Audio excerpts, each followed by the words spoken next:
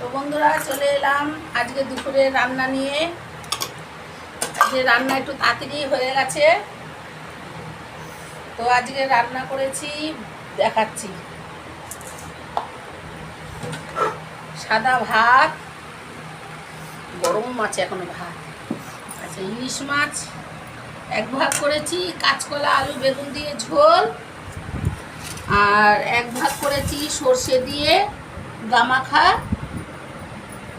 আর মাথা দিয়ে ইলিশ মাছের মাথা দিয়ে কুমড়োর ডাঁটা, কাঁঠাল বিচি, আলু, আর হচ্ছে ওই ওইটাকে কী বলে, ওই একটা ক্যাপসিকাম, তারপরে আরও পটল, এইসব দিয়ে একটা চচ্চড়ি করেছি। লঙ্কা অনেক, লঙ্কা তো দিতেই হবে, ও তো দেখা যাচ্ছে পুরো মাছের তো।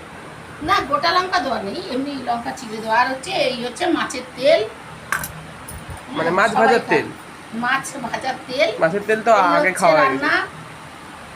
তো বন্ধুরা কমেন্ট করে জানিও কে কে ইলিশ মাছ ভাজার তেল খাও, একটু জানাবে।